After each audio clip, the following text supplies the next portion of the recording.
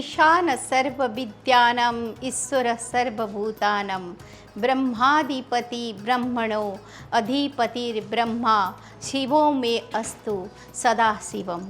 नमस्कार, उदय India style में आपका स्वागत है। मैं हूँ उपाली अपराजिता। श्रावण के पवित्र महीने में मैं आप तक भगवान शिव से जुड़े समस्त तत्व पहुँचाने का प्रयास कर रही हूँ। भगवान शिव को आदि गुरु कहते हैं। इस संसार में जो भी ज्ञान विज्ञान है वो महादेव की देन है। उनके अष्ट रूपों में एक प्रमुख नाम है ईशान का। ईशान शिव को समस्त विद्याओं का स्वामी माना जाता है।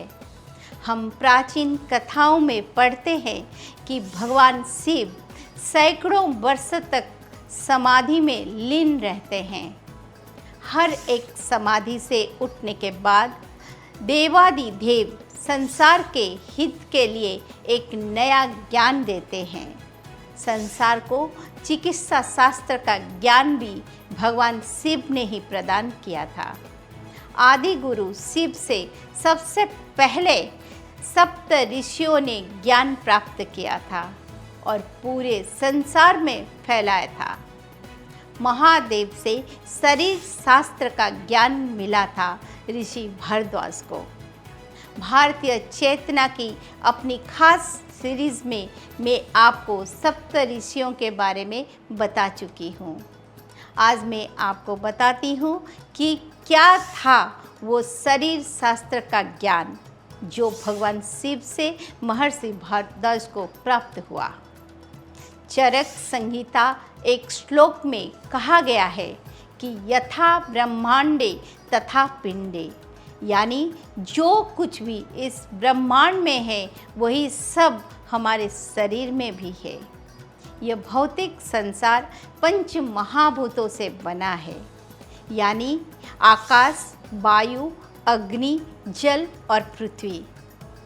उसी प्रकार हमारा यह शरीर भी इन्हीं पांचों महाभूतों से बना हुआ है।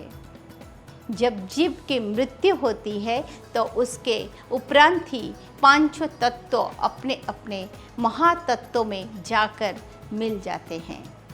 अब मैं आपको बताती हूँ कि मनुष्य के कौन से शक्ति किस तत्व से संचालित होती है। आकाश की तन्मात्रा शब्द है, मनुष्य अपने कानों से सुनता है।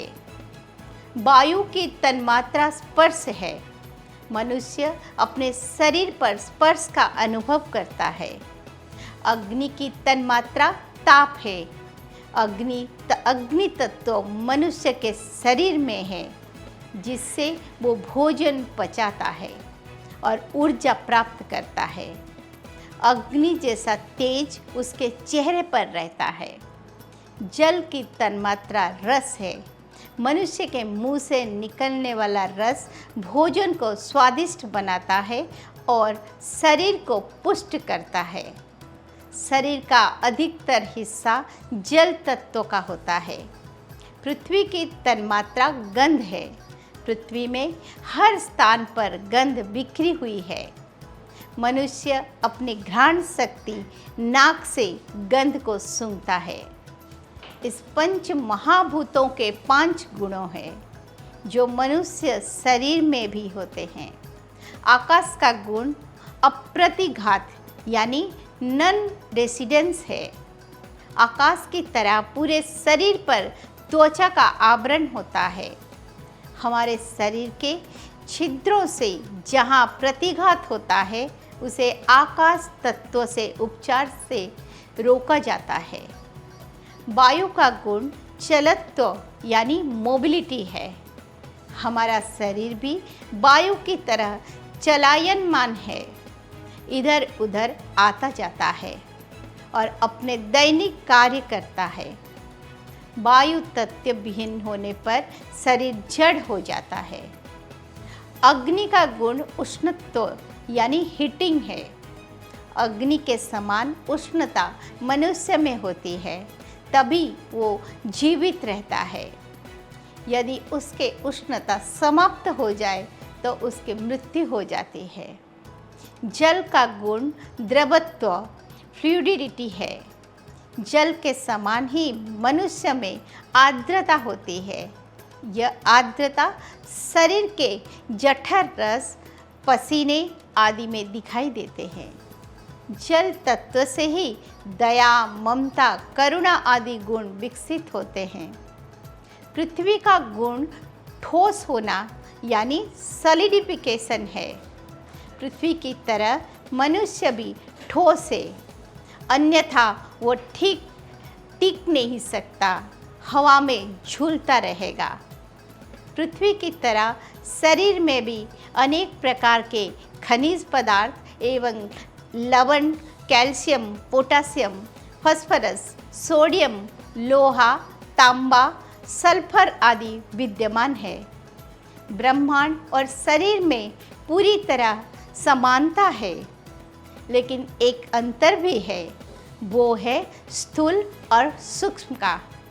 जितने मूर्तिमान भाव विशेष इस लोक में है, वे सब मनुष्य में हैं। इस प्रकार पंच महाभूतों के सभी गुण मनुष्य में हैं, जिसे दूसरे शब्द में कह सकते हैं कि जो इस ब्रह्मांड में है वही इस शरीर में भी है।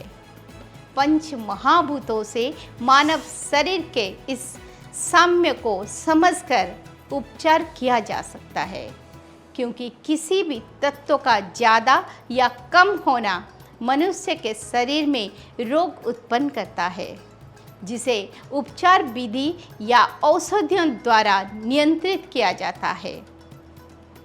शरीर में पंच महाभूतों की समझ ही आयुर्वेद चिकित्सा पद्धति का एक आधार है, जिसे भगवान शिव ने भारद्वाज, धन्वंतरि, इंद्र, अश्विनी कुमार जैसे शिष्यों को प्रदान किया और आयुर्वेदिक पद्धति पूरी दुनिया में फैली।